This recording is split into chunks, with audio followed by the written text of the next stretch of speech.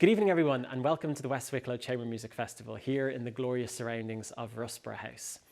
The West Wicklow Festival is a charity, and we are very, very grateful for all the support we receive, both from public and our private patrons. For this evening's performance, I'm delighted to welcome the phenomenal guitarist Shibe, and he's prepared a wonderful programme for you all to enjoy this evening.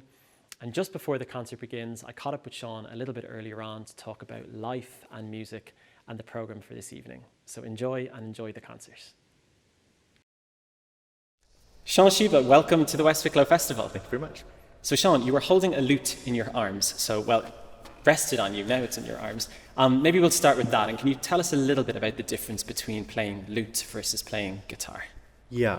So the guitar it is an instrument with generally 6 strings, and the lute comes in so many more different shapes and sizes, ranging from instruments slightly smaller than this. This is an 8-course Renaissance lute, so it's suitable for about 200 years max worth of music before you have to switch to something larger, the Baroque lute with many more extended strings. And of course, you can go to something as large as the theorbo, which is about 2 meters long too. So it's a much more delicate instrument, a quieter instrument. You can imagine it being played in the kind of courtly setting after people have retired to a smaller chamber. And I guess the main difference is that the strings are double-coursed. So with the exception of the highest string, all the other ones, for each note that you're instructed to pluck on the manuscript, you have to strike through 2 strings. So it does make it a little bit more fiddly.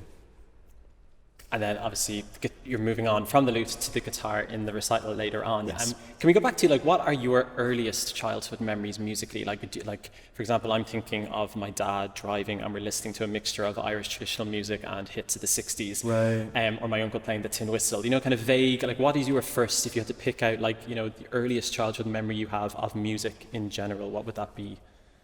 I probably my dad used to sing my sister and I to sleep with kind of anti-Thatcherite coal miner anthems. So that's sort of what I grew up with. Grew up with, awesome. It's a bit of a leap to the lute from there, but. And I was going to say, as a Scottish guitarist and Scottish heritage, did you start with kind of more sort of Celtic music, or was it straight into that kind of classical genre of music, or did you play different kind of folk music, or what was your sort of beginnings with the guitar? So my musical education sort of began as part of a guitar club after school on Fridays, right? So my sister Cool. did Highland dancing, and I went to the guitar club, which meant that we were working through things like single note melodies, but it was things ranging from Beatles hits to Scottish reels and jigs as well, with probably a bit of Bach arranged in a very, very easy way as well for the guitar too. But I'd say it was pretty wide ranging until I started at specialist music school. Brilliant. And then, so where did your music education lead to? So what was that school? And tell us just a bit about your journey through where you studied and obviously to where you are today as a professional guitarist. Well, I was really lucky in that Scotland has for I think they're still under the umbrella term of National Centres for Excellence, which is basically a constellation of schools that are specialist music units placed in normal high schools and primary schools. So it's all state funded. There are strong boarding elements to all of the schools, actually.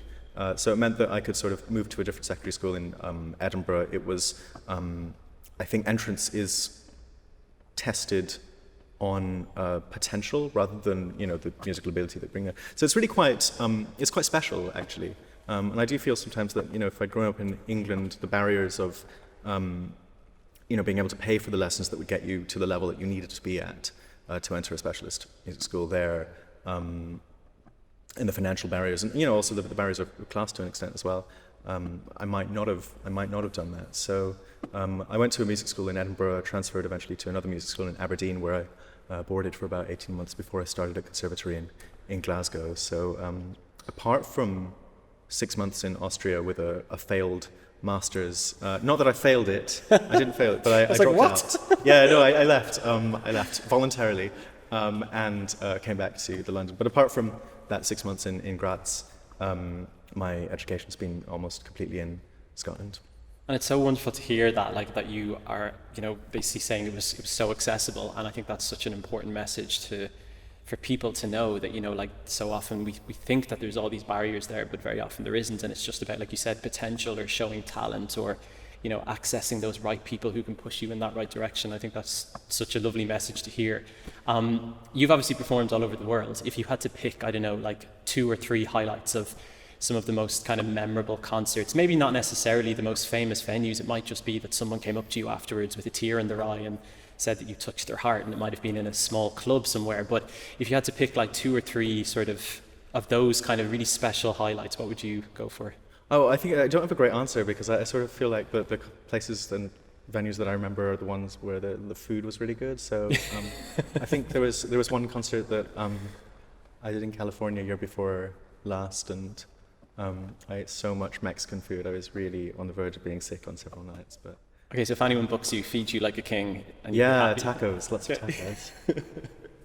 And then in terms of, let's say, pre-concert sort of rituals, do you have any? Do you have any sort of lucky socks or something, or any superstitions or things you need to do, yoga, meditation, or is it just pick up the guitar? And I do a bit of meditation, but I think I like not having that and not holding on to these superstitious things. I feel like then when you're eventually in a situation where you don't have the opportunity to do those, then you get thrown off, right? In fact, I really hate all that pre-concert ritual stuff. Yeah. Okay. And then that's totally fine.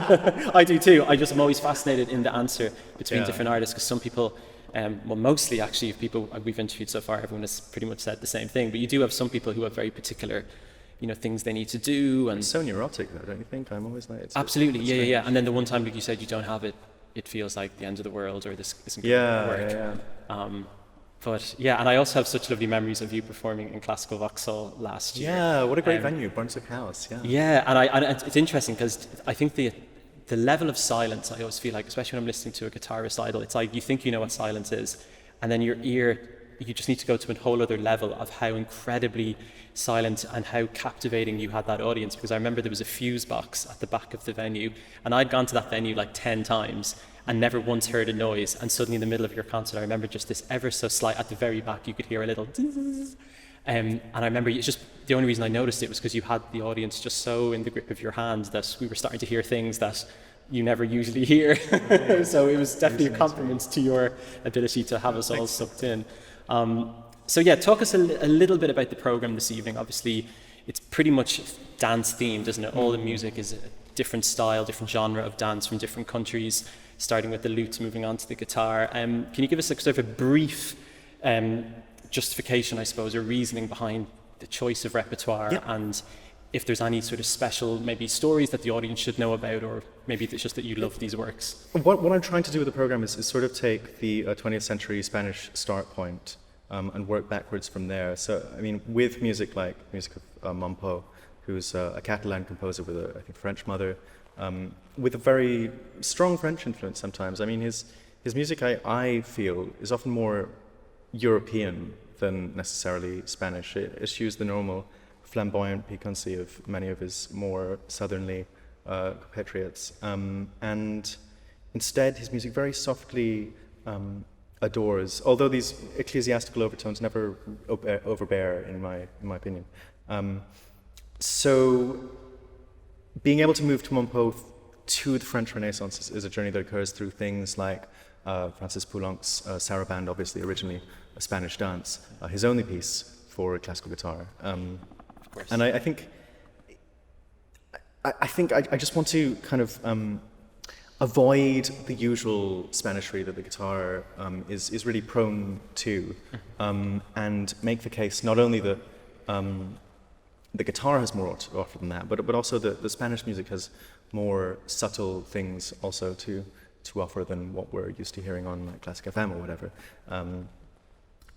Not that I think that Spanish music, the flamboyant, dramatic, fiery stuff is bad music. No, but like you said, it's nice to hear another side. Yeah, I think it's just about saying there is this other, actually really quite substantial element to Spanish music, which is different and just as worthwhile, if not as necessarily accessible, I guess. Yeah, and then tell us, obviously we're all extremely proud in Ireland of Dave Fennessy and this beautiful work he's written, Rosewood. Talk us a little bit about how did you come to discover this piece? Have you played it a lot? Is it quite a new discovery? What is your story with that piece been? So Rosewood was originally written for my teacher, Alan Neve, at the Royal Conservatoire of Scotland, and he premiered it at the St Magnus Festival, who commissioned it from Dave. Dave is a really adept guitarist in his own right. He's played electric guitar for a long time too. And I don't think he'd written substantially for solo guitar before this. There was one piece, but that was it.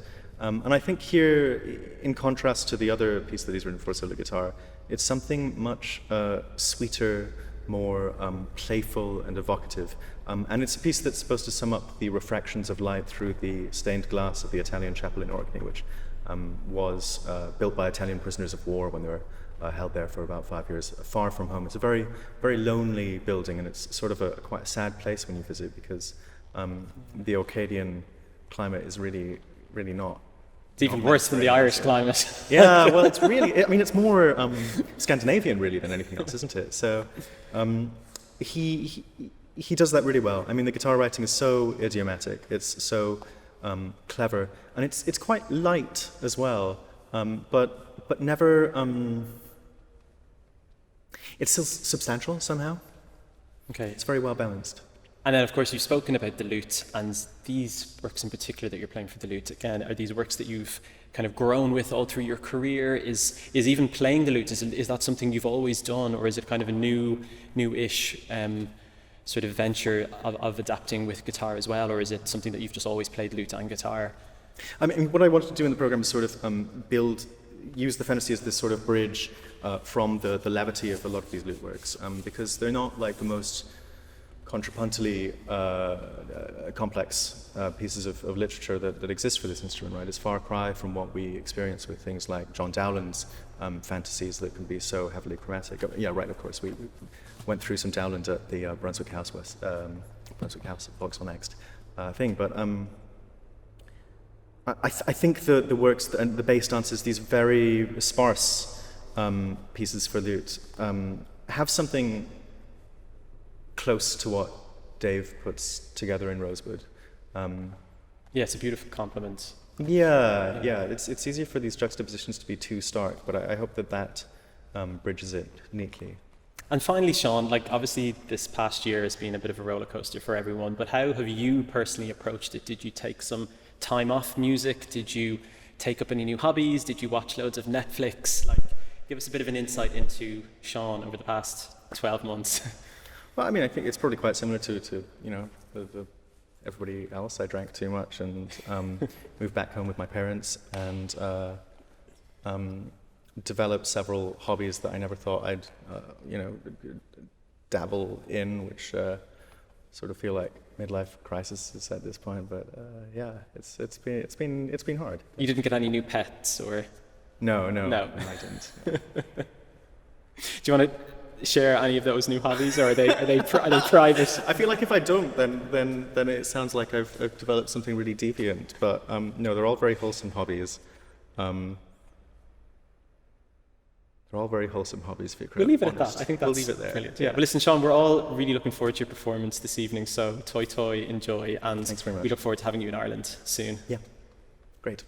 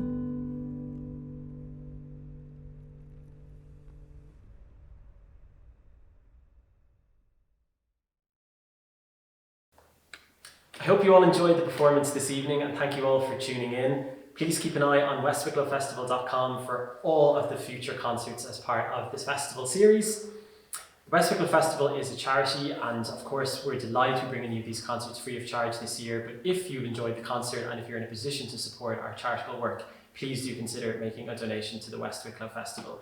You can do that by clicking on the links in the description box below, or by visiting our website westwicklowfestival.com, or through our Facebook page, or you can also email us at westwicklowfestival@gmail.com and we can contact you back directly. Please share all the concerts with family, friends, watch them again, and until we can have you back here, take care and see you soon.